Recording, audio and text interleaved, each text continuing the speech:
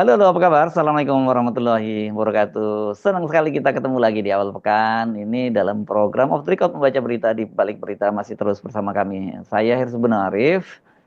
Dan saya Gebeta senang sekali menjumpai teman-teman semuanya. Semoga semua dalam keadaan sehat. Tapi ekonomi dan situasi saat ini sedang tidak baik-baik saja, Tidak tidak sehat baik-baik saja. juga. Dan ini buat Anda yang saya kira terutama di perkotaan pasti ketergantungannya terhadap ojek online ya Mbak Agi itu Mhm. mesti siap-siap ya karena hari Selasa ya berarti mereka ini anunya ya besok ya berarti itu mereka kan akan mogok masal ya mematikan aplikasinya Betul. dan itu juga terjadi di berbagai kota ya saya baca itu dan saya sih bisa memahami kalau kemudian para ojek ini kemudian terus melakukan aksi-aksi itu karena saya melihat memang ojol ini lepas bahwa mereka ini sekarang pilihan alternatif untuk pekerjaan yang mudah karena kan gitu ya Mbak ya tinggal modalnya sepeda motor atau mobil kemudian mau kerja ya jalan dengan aplikasi ini tertolong dengan itu tapi Betul.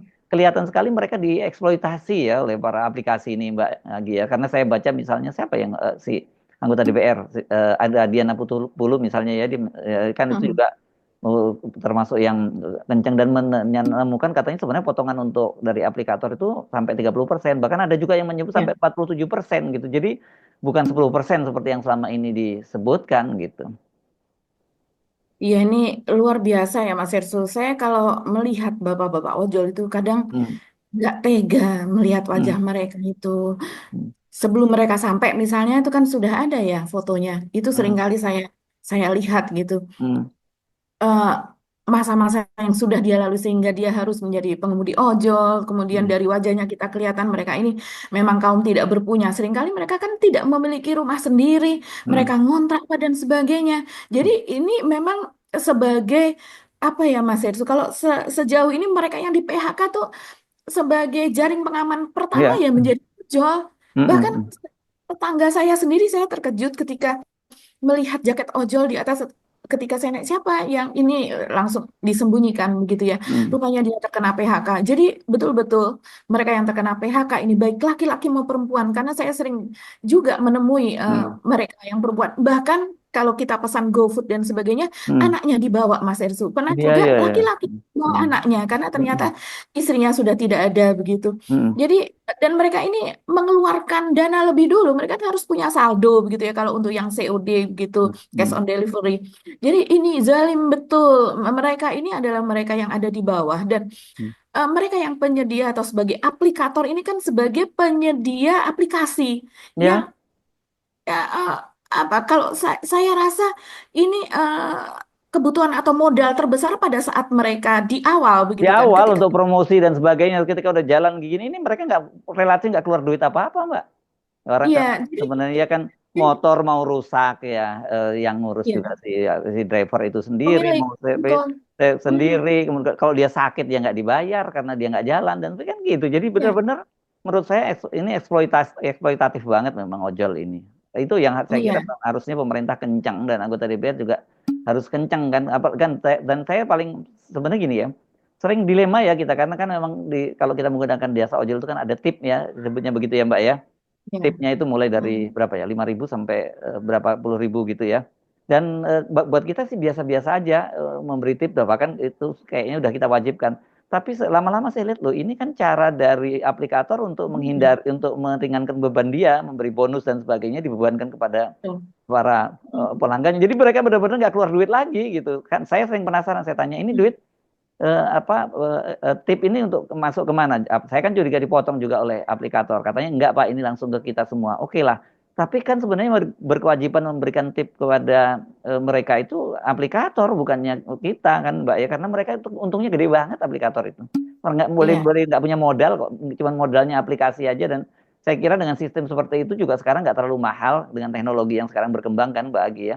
Ya memang benar mereka dulu ketika awalnya bakar duit itu pun karena mereka saling bersaing dan saling membunuh saingannya kan sebenarnya ya, semangatnya kan itu gitu ketika mereka menguasai pasar mereka bisa seenaknya aja gitu jadi ya kita support ini para driver ojol untuk melakukan apa unjuk rasa mogok atau sebagainya cuman kita ingetin yang terbiasa tergantung pada ojek online misalnya yang terbiasa di rumah sendiri terus kemudian biasanya dengan nyaman tinggal pesan makanan nah, besok mesti siap-siap gitu dan jangan maki-maki, jangan marah-marah pada para driver ojol ini, mereka ini berjuang untuk memperjuangkan nasibnya gitu.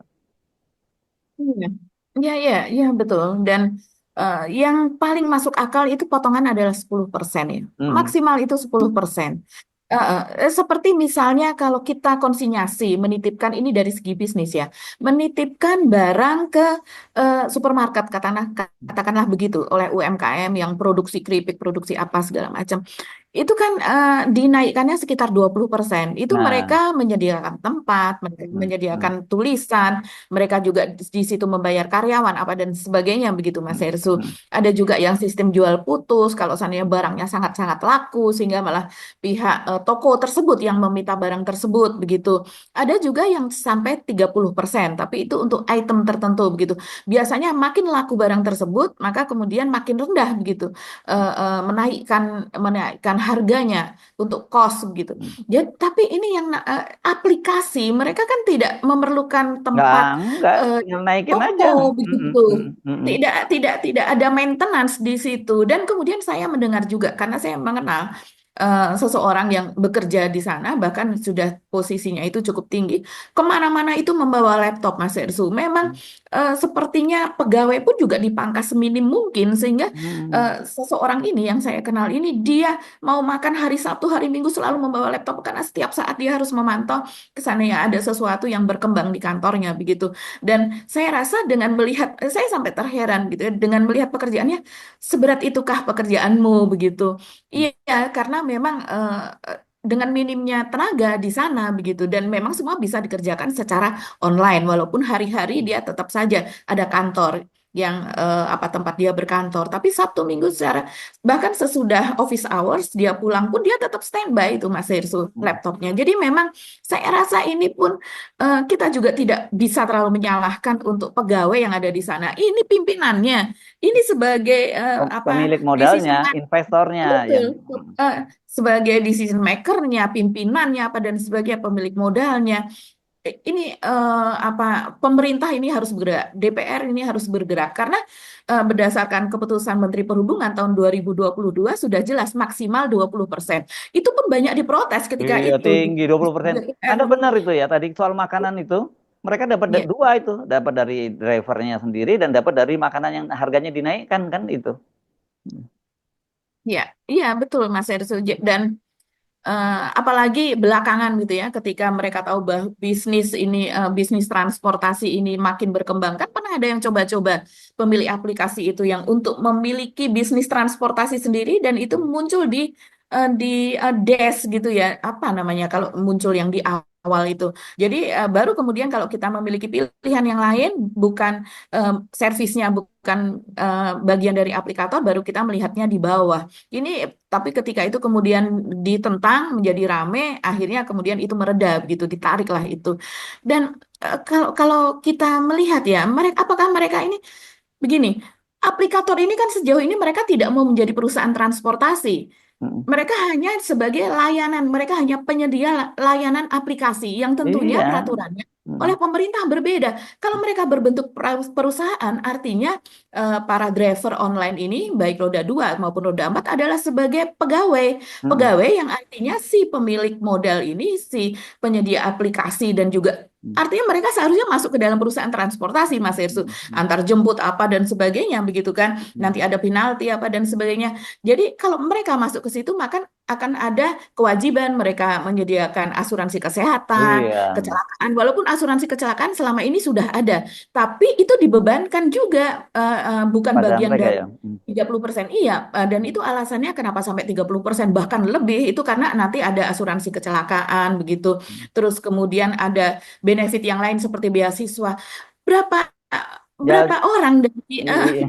mereka yang memiliki anak dan kemudian secara eh, untung-untungan begitu mendapatkan beasiswa dari si penyedia aplikasi ini. Kalau seandainya memang sebagian besar begitu atau setidaknya setiap pengemudi online itu bisa mendaftarkan anaknya di usia tertentu dengan batas maksimal pembiayaan mereka selalu mendapatkan beasiswa, ya oke begitu. Tapi kalau tidak, ini betul-betul pemerasan sih Iya, serakah dengan dan yang ya serakah, pemerasan dan serakah ya. Oke.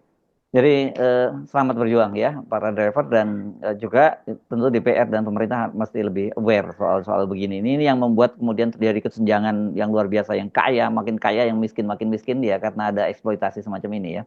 Oke, kita Iya, pilih. ya, apalagi jumlahnya jutaan loh Mas Ersu. Oh iya, ya, Tahun 2023 saja sudah di atas 3 juta. ya, Artinya kalau di atas 3 juta sekarang 2025 di mana jumlah PHK makin makin banyak sekali ini mungkin sudah bertambah ya. sekian juta begitu. Oke, kita pindah ya, Mbak Agi ya. Saya lihat Oke. Anda udah kelihatannya udah mulai nggak sabar untuk ngomongin Gibran gitu ya. Oke, ini lagi rame ya. Saya tertarik itu lihat ini drama apa lagi gitu ya. Karena kok ini Pak Pratikno ini kan orang kepercayaannya Pak Jokowi, operator politiknya bahkan disebutnya oleh Tempo dulu Betul. ya. Yang sekarang dititipkan di pemerintahnya Pak Prabowo jadi Menko Mhm. lagi kan mantel-mantel tuh Mhm. jabatan kok mulai beda pendapat ini dengan Gibran soal AI gitu. Dan dalam hal ini ya menurut saya yang waras Pak Pratikno sih dalam soal ini soal wacana soal penggunaan AI ini karena bolak-balik kan sekarang Gibran tuh di mana-mana ngomongin ingin menggalakkan AI gitu ya Mbak Agi ya. Tapi tadinya saya mikir ya kalau kita tanggapi yang salah bukan bukan Gibran, yang salah ya kita Mbak gitu. Mhm. Ya, ya Kenapa karena tuh? ya karena kan Gibran cuma ngomong doang, dia juga nggak ngerti apa yang dia omongin gitu. Iya ya, biasanya seseorang yang berbicara itu berbasis Hmm. keilmuan ya. Iya. Sementara kita memang menanyakan keilmuannya Gibran tentang Hmm. AI ini apa. Sementara Hmm. ya kalau kita lihat, oh emang Gibran menggunakan AI? Iya, kalau di akun ofisialnya Gibran pribadi, Gibran Raka Buming Raka itu dia menggunakan AI untuk misalnya dia lompat-lompat bersama Selvi Ananda istrinya juga lompat-lompat, geleng-geleng, terbang seperti Superman apa dan sebagainya begitu. Tapi kalau di akun Setwapres, begitu Sekretariat Wakil Presiden, ya normatif gitu Ini seperti maksudnya umumnya. untuk apa sih untuk ngeditnya gitu ya, yang di Untuk ngeditnya Mas iya Irsu. iya iya. Jadi, Oh, itu makanya kemudian banyak yang ketika dia tiba-tiba ikut mengendorse Jumbo pada marah ya karena Jumbo itu hasil animator gitu yang betul itu kerja kreatif yang perlu waktu sampai 5 tahun baru jadi gitu ya.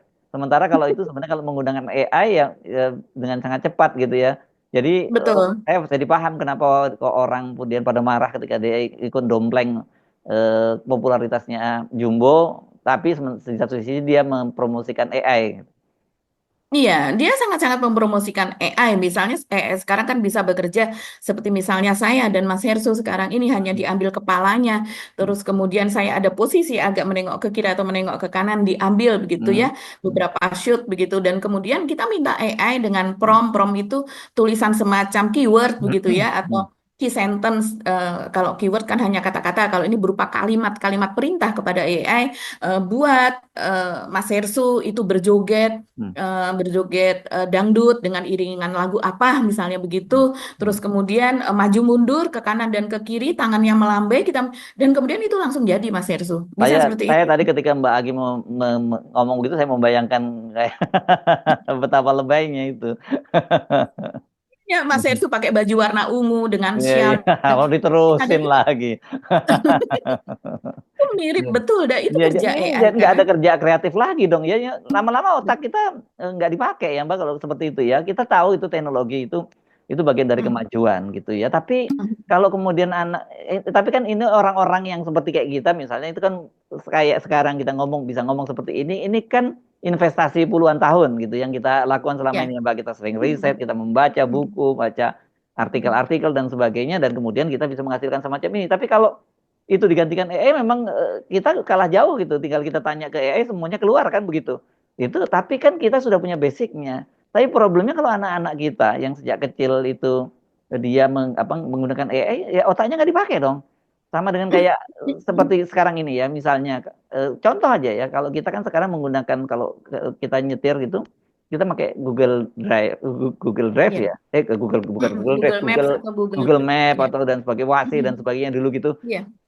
Memang itu mudah, tapi sebenarnya membuat kita nggak tahu kita pergi satu tempat, ya pokoknya kita tahunya sampai ikutin aja. Padahal kalau dulu kita mau pergi itu kan kita udah punya bayangan ya. Oh, lewat sini kita nanti lewat sini, ini ada lampu merah di sini dan sebagainya. Dan itu membuat otak kita jadi terpakai. Kalau selama ini kan kita nggak mikir bahwa ya udahlah jalan, pokoknya kemana aja sampai kan gitu. Nah, bayangkan kalau anak-anak kita sejak awal otaknya itu nggak pernah dipakai dan dia tergantung sama AI, mau jadinya apa gitu? Mau dijadiin kayak Gibran gitu. Iya, ya. Jadi memang dan kebiasaan kita habit untuk memverifikasi sebuah data Hmm. itu kan sangat minim, Mas Hersu. Ini Semuanya ya, ditelan mentah-mentah dan AI itu bisa betul. kita bikin misleading. Seperti Hmm. misalnya ada sebuah AI kan sekarang aplikasi AI itu banyak sekali, Mas Hersu, kita bisa pilih. Nah, ada yang menanyakan misalnya apakah sebetulnya ijazah Pak Jokowi itu palsu atau asli? Kemudian Hmm. AI menjawab, ijazah Pak Jokowi adalah asli karena Pak Jokowi sendiri mengatakan ijazahnya adalah asli. Pada Hmm. tahun 2017, dosen pembimbingnya yang bernama Kasmujo itu menjadi pembimbing skripsi dari Pak Jokowi. Dia menjawab seperti itu sesuai dengan data yang dia ambil begitu, yang dia grab, yang ada di sekian juta data, bahkan miliaran data, bahkan triliunan data yang ada di sistem begitu, yang ada di internet. Nah, kalau seandainya saya mau membuat misleading, saya dengan membuat misalnya sebuah media yang kemudian media itu akan di grab juga, akan diambil datanya, saya bisa membuat hoax misalnya. Tapi saya terus-menerus menuliskan itu Hmm. begitu. Nah, itu nanti akan bisa dipercaya, Mas Hersu. Hmm. Nah, itu yang keluar adalah data yang kita buat karena data itu terus-menerus dan kemudian di-share dengan orang-orang apa dan sebagainya, dianggap sebagai sebuah kebenaran. Kalau seandainya kita tidak melakukan verifikasi atas data yang kita dapat dari hasil AI yang kita tanya, misalnya kok kayaknya aneh nih datanya, coba saya telusuri kronologisnya dan sejarahnya, kemudian kita minta historinya begini-begini itu dan sebagainya, kita baru akan mendapatkan data yang lain. Tapi kan jarang yang melakukan itu. Jadi AI itu juga harus diverifikasi.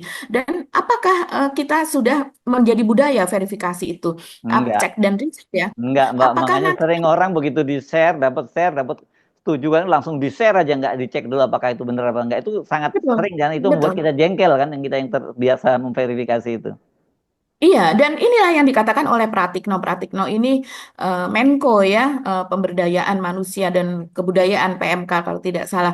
Ini dia mengatakan, bayangkan kalau anak-anak dari kecil sudah terekspos dengan bertanya sesuatu yang jawab AI, maka nalar anak bisa tidak berkembang dengan baik. Dan saya setuju dalam hal ini dengan Pratikno begitu. Sementara Gibran sendiri mengatakan dan ini sudah disetujui ya oleh Menteri Pendidikan Dasar dan Menengah.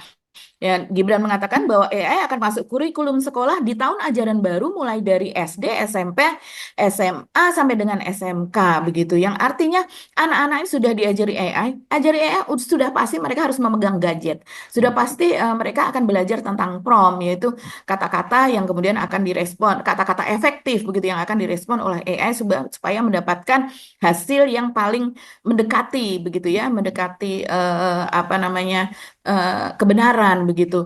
Nah, ini kan saya masih ingat Gibran ketika itu di sekolah mungkin SMP atau SMA atau SMK begitu ya karena anaknya sudah lebih besar begitu. Dan dia ada di panggung, dia ada di depan, kemudian ada papan tulis di situ dia mengatakan kalau seandainya sebuah masalah seperti ini, seperti masalah matematika misalnya, Hmm. tanpa AI kalian mungkin akan mengerjakan ini selama 10 menit, tapi kalau dengan AI mungkin hanya beberapa menit saja, mungkin 2 menit, 3 menit itu sudah selesai.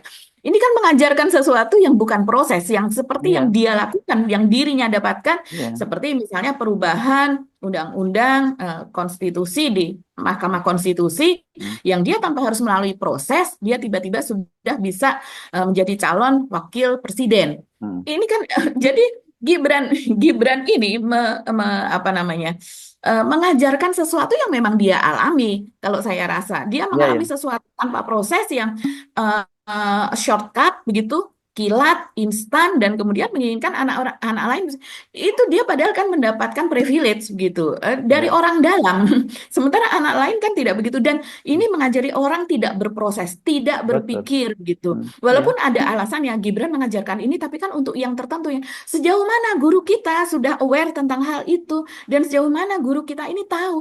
Mungkin mereka malah akan berlomba-lomba. Anakku sudah bisa bikin ini loh. Dia kelas 1 SD, kelas 2 SD, dia sudah Hmm. AI-nya sudah difungsikan begini. Akan efektif kalau seandainya yang diajari adalah bagaimana membuat software atau aplikasi AI seperti yang dilakukan di Cina, seperti yang dilakukan di negara maju lain. Bukan mendorong anak untuk menggunakan AI untuk sebagai jalan instan untuk setiap problemnya mereka begitu. Nanti ya mereka ketika menghadapi masalah betulan di dalam hidup begitu, mereka tidak bisa, nggak ngerti harus apa begitu, Mas Erso. Berantem dia tanya sama nanti berantem sama istrinya gitu. Iya, iya. Ini apa ya?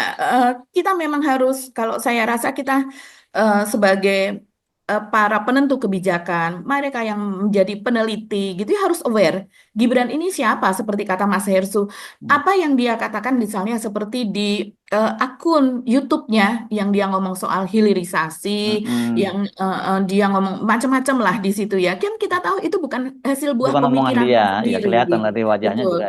Dia tinggal Iya, baca doang gitu.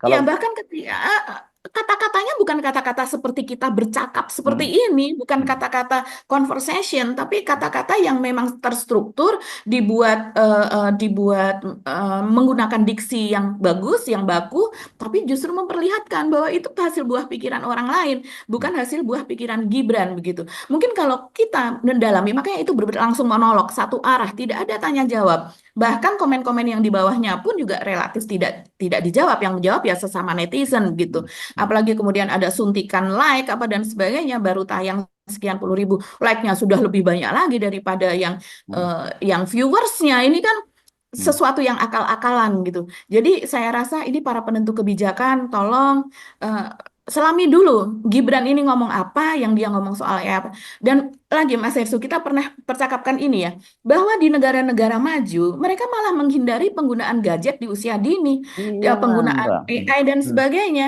Ya, mm, kita sudah baca artikelnya Mas Hersu, seperti mm, misalnya di Swedia, ini salah satu negara maju.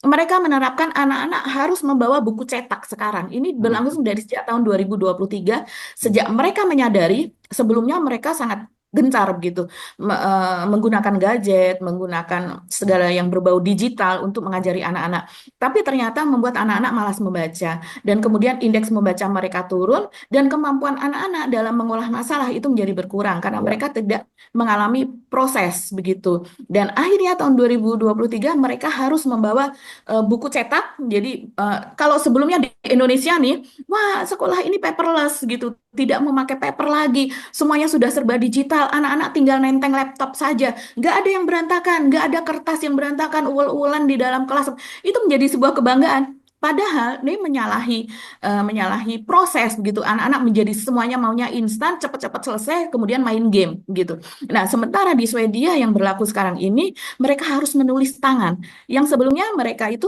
di negara maju yang lain ya, mereka hanya tinggal menulis gitu di laptop, terus kemudian hasilnya bisa dikirim via email dan kemudian feedbacknya dari gurunya nanti juga akan via email gitu. Negara maju banyak yang memperlakukan seperti itu dan Indonesia ikut-ikutan itu dan menjadi sebuah kebanggaan dalam sistem pendidikan kita.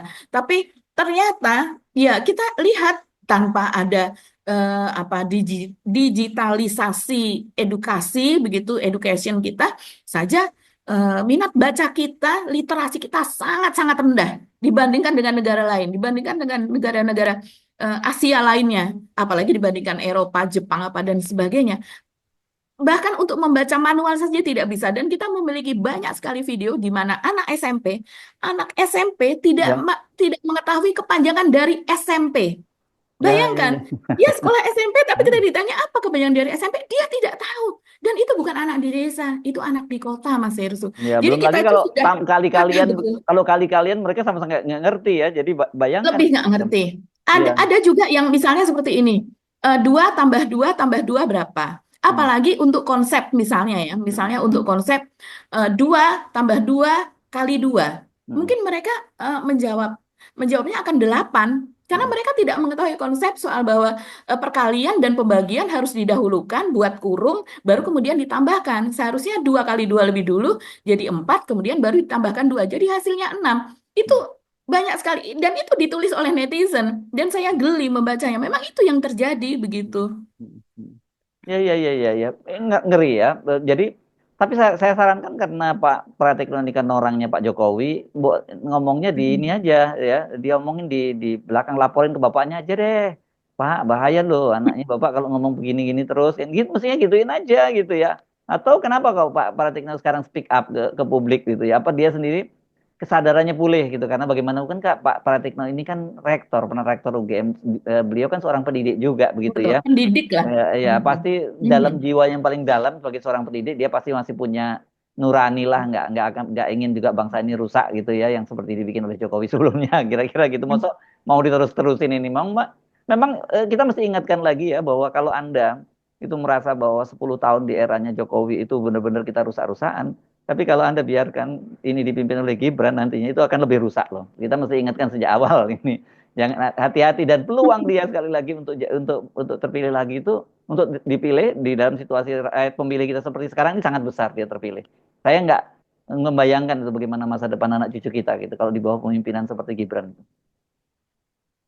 Iya, betul sekali Mas Hersu. Bahkan juga eh, eh, kalau kita melihat dia tidak punya konsep kan. Hmm. Jadi apa-apa yang kalau Ya seandainya dia gimana dibiarkan untuk mikir aja dia berbicara nggak, tanpa gimana ada konsep definisi Mbak. gitu. Ya konsep itu kan orang yang berpikir gitu. Iya, iya, iya betul. Seperti misalnya yang mungkin Mas Hersu sudah lihat, pekan lalu dia datang ke sebuah apa namanya kebun lah, kebun herbal begitu ya, Oh tempat iya iya iya, yang sains Kemenyan dan ya. herbal itu. Ya ya Iya, ya. iya, yang Kemenyan itu. Dan Hmm. kemudian dia mengatakan bahwa untuk digitalisasi Kemenyan, digitalisasi, hilirisasi Hilirisasi. Kemenyan, gitu. Hmm. Hilirisasi Kemenyan. Hmm. Iya, memang Kemenyan itu kalau menurut KBBI, menurut kalau kita baca gitu ya, artinya memang adalah perubahan, penambahan sesuatu dari barang mentah itu menjadi setengah jadi atau menjadi barang jadi. Memang Hilirisasi dia maksudnya ya. Hilirisasi. hilirisasi, Ya ya. hilirisasi. Dan Hmm. kemudian dia pernah mencontohkan misalnya teh dilakukan hilirisasi menjadi teh yang beraroma. Hmm. Oke, ya memang betul. Itu sudah penambahan, tapi Mbok ya yang lebih sesuatu yang lebih daripada yang sudah diketahui selama berabad-abad bahkan ribuan tahun begitu. Kan dia Seperti misalnya membandingkan hilirisasi apa nikel dengan Kemenyan yang sudah hilirisasi juga gitu kan. Ini memang dia tahunya betul karena betul dia pikir keren, dia ngomong hilirisasi itu menurut dia keren. Jadi selalu semua betul. dikait-kaitkan dengan hilirisasi. Iya, kalau semua dikaitkan dengan hilirisasi ya Mas Gibran, saya setiap hari misalnya saya masak sayur lodeh, saya sayur kangkung, itu sudah saya melakukan hilirisasi setiap Dan Mbak hari. Mbak Mbak Agi juga hilirisasi ke dari depan ke belakang. Oh, itu hilir mudik ya, itu bukan hilirisasi. Hilir mudik begitu ya. Iya, kalau hanya sekedar perubahan seperti itu. Contohnya misalnya Kemenyan, akhirnya saya tertarik dengan Hmm. apa sih ini gitu ya. Nah, Hmm. kalau kita melihat sejarah dari Kemenyan, kita ngomongin hilirisasi Kemenyan, padahal sementara Kemenyan sendiri sebagai komoditi Komoditi. yang Oh, di kemudian zaman Mesir kuno Mbak udah digunakan itu. dari sebagai komoditi yang dihilirisasi oleh orang-orang zaman dulu, bahkan dari Mesir kuno 1500 sebelum Masehi, Hmm. bayangkan Ya, itu ya. sebelum Nabi Musa dan Nabi Daud lahir loh, begitu. Ya, ya, Nabi ya. Daud mungkin sekitar 13 atau 14 abad yang lalu, Nabi Musa ya Hmm. 13-14 abad yang lalu, kemudian Nabi Daud mungkin sekitar 1000 tahun sebelum Masehi. Nabi Musa 13 sampai 14 1300 sampai 1400 sebelum Masehi. Nah, ini sudah 1500 sebelum Masehi pada Hmm. papirus-papirus kuno itu sudah Hmm. dituliskan. Hmm. Bahkan misalnya ilmuwan Islam gitu ya seperti Avicenna atau Avicenna namanya yang kita kenal Ibnu Sina ya Mas Ibnu Yersu ya. Sina, ya. Yang hidup sekitar tahun 1000 Masehi. Kalau ini sesudah Masehi beliau ini ya. Ini kan sangat terkenal sekali. Dia juga ahli pengobatan, dianggap sebagai bapak kedokteran dan sebagainya ya. Dia sudah menggunakan Kemenyan itu untuk mengobati tumor, abses, radang, kanker dan sebagainya. Dan kalau kita merujuk kepada sekarang gitu, memang Kemenyan ini yaitu getah dari pohon Kemenyan ini sudah digunakan oleh di hampir semua tempat yang di Arab misalnya yang juga di sana banyak pohon kemenyan gitu untuk berbagai produk farmasi, Hmm. untuk penyembuhan, sebagian juga disamburkan dalam makanan, minuman. Selain juga tentu kita tahu untuk dupa, untuk bahan kecantikan, campuran bahan-bahan kecantikan dan sebagainya. Jadi hilirisasinya sudah sangat jauh sekali begitu. Tapi kalau yang Sementara untuk dupa yang untuk apa di malam Jumat Kliwon itu hilirisasi juga bukan kemenyannya itu. hilirisasi kelenik itu Iya, ya. iya Ya, itu. itu salah satu itu kan dupa juga kan. Itu Iya. kalau di Jawa mungkin malam Jumat Kliwon, tapi kalau di Bali kan untuk setiap persembahan atau mereka upacara mereka menggunakan dupa dan itu wanginya macam-macam Mas Heru. Apalagi kalau kita pergi ke kelenteng apa dan sebagainya itu kan semerbaknya macam-macam, tambahannya dan ditambahkan dalam itu. Jadi ketika mengatakan ini mendorong hilirisasi kemenyan, Mbok ya yang lebih oke, itu perubahan dari komoditi mentah menjadi setengah jadi atau bahkan jadi yang kemudian meningkat nilainya untuk dipasarkan. Tapi Mbok ya yang lebih begitu loh, yang apa? Jadi eh, asal ada hilirisasinya itu Inilah seolah-olah inilah dampak menjadi dari lebih apa? modern. Dampak dari ubah-ubah undang-undang di MK itu ya ini jadinya akhirnya.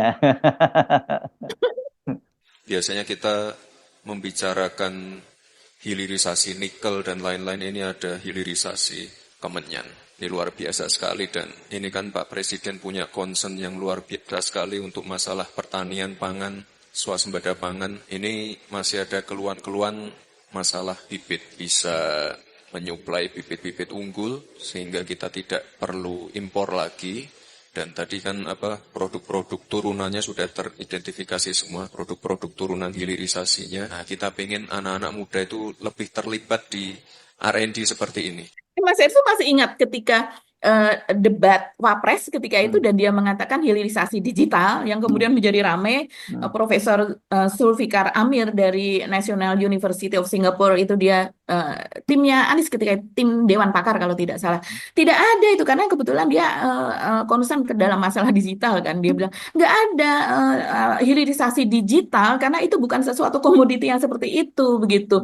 Tapi hmm. digitalisasi sesuatu itu ada dan memang dalam literatur itu tidak ada hilirisasi digital. Tapi sepertinya ini sekarang ingin membuat bahwa sesuatu kalau berbau hilirisasi itu sudah pasti modern karena Gibran menjanjikan lewat eh, eh, apa namanya soal digital, hilirisasi digital itu menjanjikan tenaga kerja begitu sampai 19 juta begitu banyak sekali nanti yang akan terserap di situ. Ya, ya, saya Padahal kira hilirisasi nikel aja juga tidak ya. sesuai yang diklaim kan Mas Ya, Hersу, saya kira kerusakan ini lingkungan. kita jangan nyarankan ke Gibran, nyarankan para pembisiknya, para orang yang begitu konsepnya. Tambahin lagi dong, jangan hanya hilirisasi saja gitu. Cari lagi deh dua tiga lah gitu. Jadi jangan setiap semua hal nanti pendekatannya hilirisasi sampai teh. Yang kita udah tahu lah kalau teh itu macam-macam. Sebagai penggemar teh juga saya tahu di beberapa Betul. negeri di luar negeri itu tehnya itu rasanya bisa macam-macam gitu loh. Ya, ya, tapi itu kan udah nggak Teh usah diomongin. jasmine, Iya. rose, Ya, macam-macam Mbak tehnya itu ya dicampur kadang dicampur serai apa dan krisantemi. sebagainya. Iya, Ya, banyak gitu. sekali. Gitu. Hmm, Ya iya. udah deh. Ya, Jadi jangan sesuatu yang seperti kita tuh masih baru, padahal di luar itu sudah mm, puluhan abad, bahkan ribuan tahun itu sudah menjadi ya, sesuatu yang ya, biasa dilakukan. Di sini masih hilirisasi begitu. ya, tapi kita perlu garis bawah ya bahwa soal AI dan sebagainya kita persoalkan itu kita bukan anti dengan dengan Bukan. modernisasi dengan teknologi dan sebagainya, tetapi yang paling penting buat kita itu adalah bagaimana kan semua itu kan yang menggunakan manusia ya Mbak Agi ya.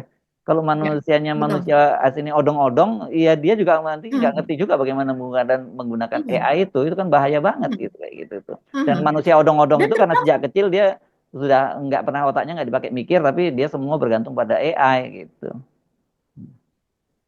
betul, apalagi dia sudah mengaku bahwa di dalam keluarganya tidak ada budaya membaca, Mas Hersu. Jadi mungkin budaya mendengarkan saja menghafal apa yang didengarkan, yang diberitahu oleh orang begitu ya. Ini bahaya sekali soal soal AI ini ya, Mas Hersu, karena AI ini memang betul-betul canggih dan dia terus berkembang begitu. Kalau kita tidak diajari soal akhlak lebih dulu, diajari soal moral lebih dulu, diajari soal ketuhanan yang Maha Esa dan kemudian kita menjalankan apa-apa yang diperintahkan oleh setiap agama yang kita anut masing-masing, begitu Hmm. agama apapun itu, ya ini boncos betul. Dia lebih Oke. menuhankan AI begitu. Karena secara ini Tuhan itu kan goib, Allah itu goib. Dia melihat secara nyata yang lebih membantu nih AI dalam kehidupanku, Ya, bukan Allah yang goib itu. Ini bahaya dalam jangka ya. panjang kalau ini diteruskan. Pada waktu tertentu, usia tertentu, ketika telah matang, maka AI menjadi sangat berguna sekali karena telah mengalami proses yang panjang. Tapi pada anak-anak ini berbahaya. Ya. Gimana kisi-kisinya? Guru kita aja kualitasnya juga mohon maaf Hmm. masih sangat kurang. Yes. Oke, Mbak Agi, masih ada lagi yang mau kita bicarakan? Kayaknya kenyang saya ngomongin Gibran hari ini. Ya. Itu saja dulu ya Mas Oke. Ersu ya. Sampai ketemu lagi insya Allah besok. Kami mohon pamit. Saya Hersubun Arif. Dan saya Gipita, terima kasih atas perhatian teman-teman semua. Tetap salam akal sehat. Wassalamualaikum warahmatullahi wabarakatuh.